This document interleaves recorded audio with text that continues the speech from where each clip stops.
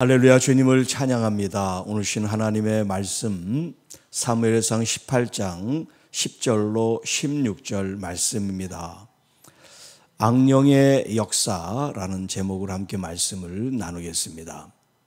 자, 우리가 지난 시간에 이 사울 왕의 마음이 어떠한지를 우리가 함께 나눴습니다.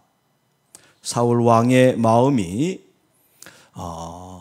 이스라엘 여인들의 그 노래소리에 그만 시기와 질투에 사로잡히게 되고 또 열등감에 사로잡히는 그런 상태에 빠짐으로 말미암아 오늘 이 결과를 낳게 되는데, 그것은 뭐냐면 그가 불쾌하고 또 화가 나는 이런 마음들이 결국 이제 속으로만 삭히는 것이 아니라 겉으로까지 표출이 되게 됐는데, 그 표출되게 된 결정적인 요인이 뭐냐면 10절에 보면 하나님께서 부리시는 악령이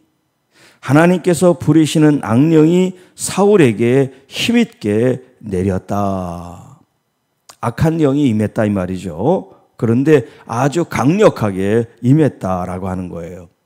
자, 지난번에도 같은 문장이 나왔어요. 하나님께서 부리시는 악령이라는 표현이 나왔는데, 하나님께서 부리시는이 아니라 하나님으로부터 분리된 이 악한 영이 사울에게 힘있게 내렸다. 만약에 하나님이 부리시는 악령하면 마치 지금 악령이 하나님의 역사를 통해서 하나님의 어떤 뜻에 의해서 사울에게 임하고, 결국 그 악한 영에 의해서 그런 행동하는 것이 결국 이 사울 탓이 아니라 악한 영 탓이고, 악한 영은 하나님 탓으로 돌릴 수가 있단 말이에요. 이 번역으로 얘기를 하면. 그렇기 때문에 하나님께서 이 악한 영을 이렇게 저렇게 부리시는 게 아니란 말이에요. 하나님으로부터 떠나온, 하나님으로부터 분리돼서 나온 이 악한 영이 이 사울에게 힘있게 임하여 지금 악한 영의 역사를 우리가 보고 있는데, 어떤 증상, 어떤 현상으로 나타나냐면 그가 집안에서 정신없이 떠들었다. 지금 자기 정신이 아닌, 자기 정신이 아닌 뭔가 홀린 이런 상태에 빠지게 됐다는 거예요. 정신없이 떠들어댔다. 사울이 평일과 같이 손으로 수금을 타는데 그때 사울의 손이 창이 있는지라. 그가 스스로 이르기를 내가 다윗을 벽에 박으리라 하고 사울이 그 창을 던졌다 그랬어요. 자, 지금 다윗은 뭘 하고 있냐면 수금을 타고 있었어요. 그 전에 악한 영이 역사할 때 다윗이 수금을 타면 악한 영들이 떠나갔죠.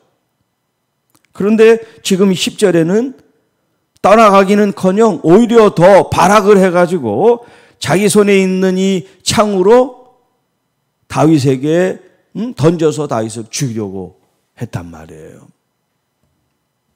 자, 악한 영이 이렇게 강력하게 역사를 하니까 이 사울이 다윗을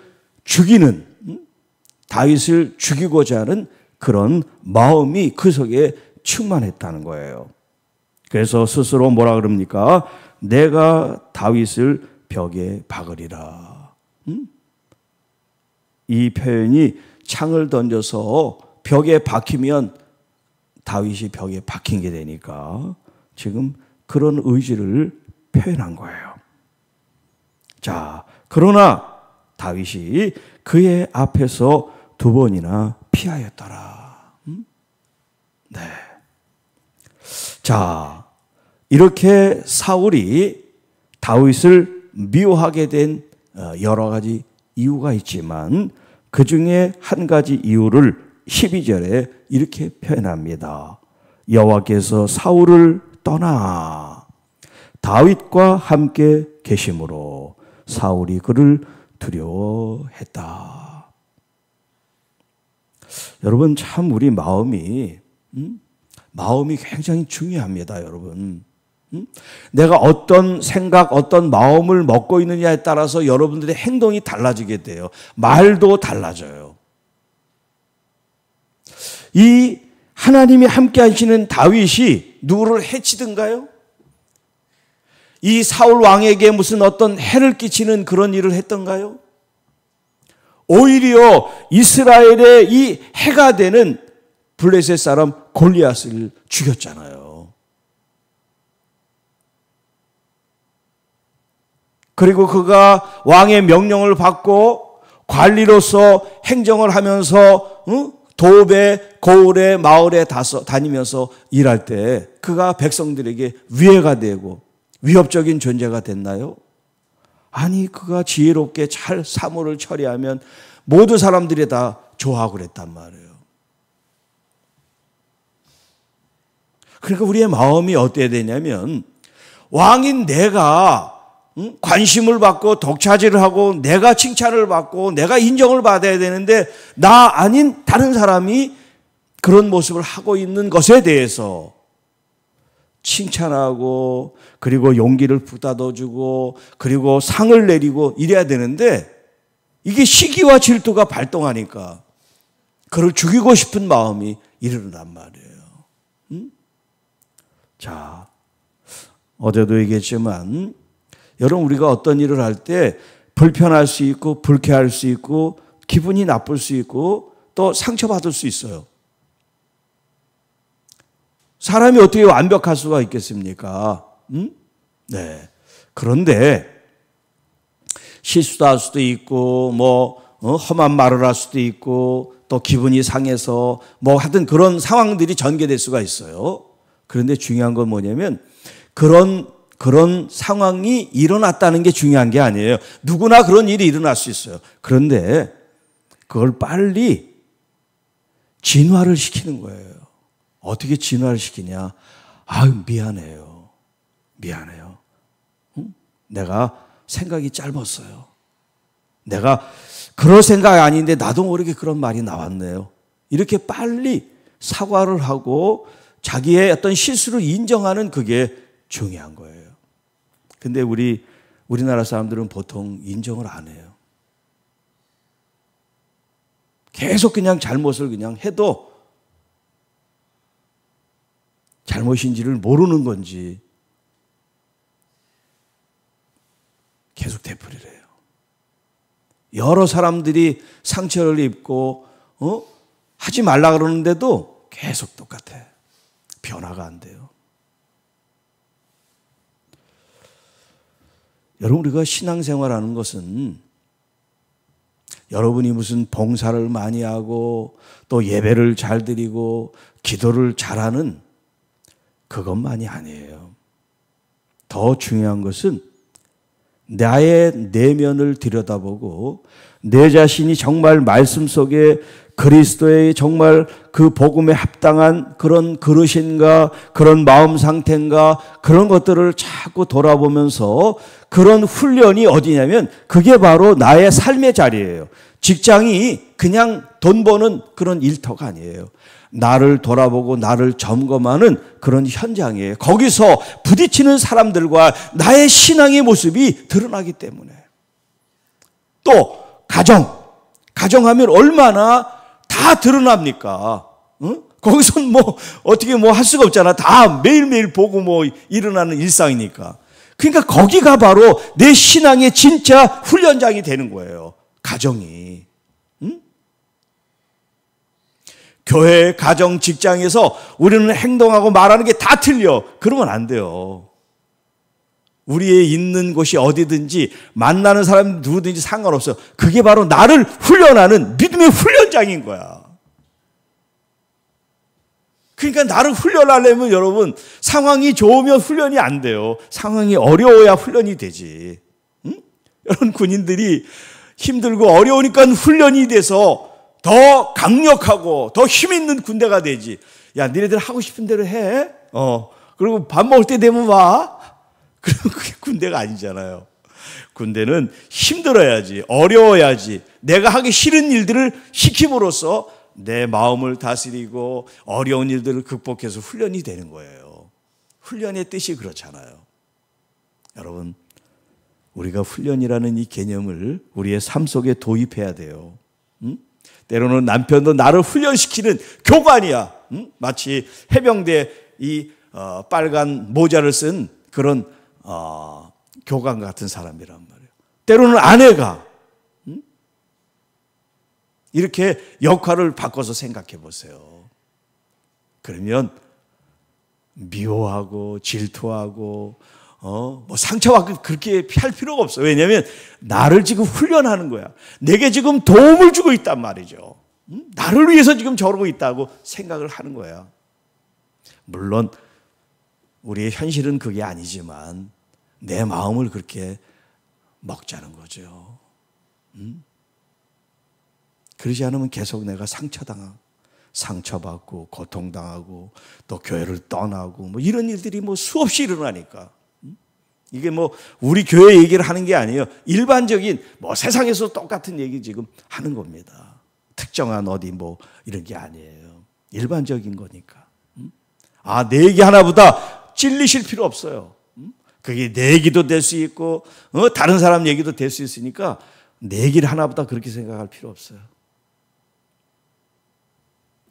그래서 찔리진 말고 이게 나를 위한 말씀이라고는 또 생각해요. 내가 훈련받아야 되고 내가 더 성장해야 되고 나를 위해서 주시는 말씀이다. 이게 좋은 의미에서 나에게 주시는 말씀이라고 생각하고 목사님 나한테 지금 공격적으로 말한다. 그렇게는 생각하지 말라는 거예요. 자, 그러니까 우리가 좋은 마음으로 좋은 시선을 보면 다른 사람이 나를 공격하고 내 자리를 탐내고 내가 왕인데 왕의 어떤 자리가 위태롭지 않나 이런 두려운 마음을 가질 필요가 없는데 이 사울은 이미 마음이 그렇게 자꾸 안 좋은 쪽으로 가다 보니까 이런 결과를 낳게 된 거예요. 그래서 사울이 그를 자기 곁에서 떠나게 하고 천부장으로 삼아서 이제 1000명의 지도자로 리더로 지휘관으로 그를 삼았다. 자, 그런데 여기 다윗이 그 모든 일을 지혜롭게 행했다. 그리고 15절에도 또 크게 지혜롭게 행함을 보고 또 그가 두려워했다.